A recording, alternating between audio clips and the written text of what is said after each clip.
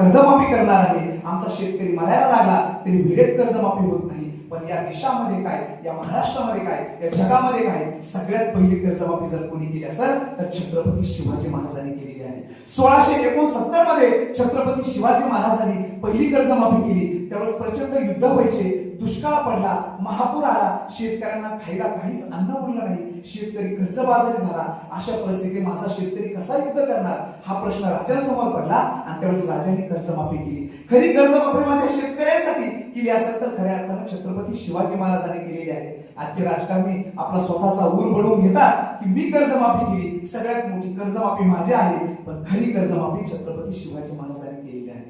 काही लोक सांगतात की छत्रपती शिवाजी महाराज जातीवादी होते, परंतु छत्रपती शिवाजी महाराज कधीच जातीवादी नव्हते।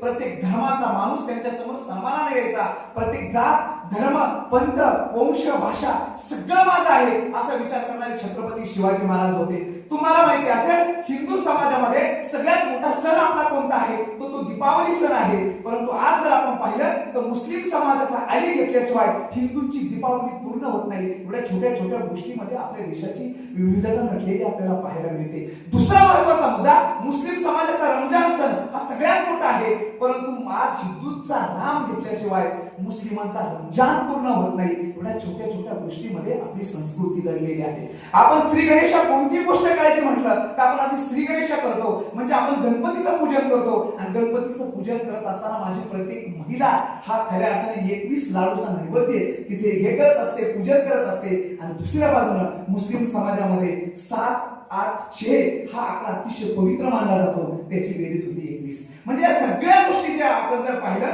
तर कित्येक पिढ्यापासून संस्कृती, जात, धर्म, पंथ हे एकाच हारासारखी गुंफलेले आहेत, हे वेगवेगळे नाही। आणि हे जर गुंफले तर हार टिकत असतो, आणि हार टिकवायचा असेल तर यामध्ये सगळ्या जाती धर्माचे लोक एकत्र असणं गरजेचं आहे। हे छत्रपती शिवाजी महाराजांनी सांगितलं, म्हणून त्यांच्या मंत्रिमंडळामध्ये 7 लोक मुस्लिम समाजाचे होते, लोहार समाजाचे होते, न्हावी समाजाचे होते, कुंभार समाजाचे होते। फक्त मराठ्यापुरते ते कधीच मर्यादित राहिले नाही। ते जर मराठ्यापुरते मर्यादित राहिले असते तर जानता राजा म्हणून त्यांना जी पदवी मिळाली ती कधीच मिळाली नव्हती। जानता राजा हा म्हणजे प्रत्येक व्यक्तीला समजून घेणारा राजा होता, आणि म्हणून खऱ्या अर्थाने त्यांना छत्रपती शिवाजी महाराज आपण म्हणतो। तुम्हाला माहिती असेल 10-12 वर्षापूर्वी व्हिएतनामचे राष्ट्राध्यक्ष सर आपल्या भारतामध्ये आले होते। भारतामध्ये आल्यानंतर ते एअरपोर्टवर उतरले आणि उतरल्यानंतर आपल्या भारताचे परराष्ट्र मंत्री त्यांना भेटण्यासाठी गेले। त्यांना भेटण्यासाठी गेल्यानंतर एखाद्या देशातला व्यक्ती ज्यावेळेस आपल्या देशामध्ये येतो, प्रमुख पद असणारा, त्यावेळेस आपला सुद्धा प्रमुख पद असणारा व्यक्ती त्यांना भेटायला जातो, आणि भेटीनंतर चर्चा काय होत असते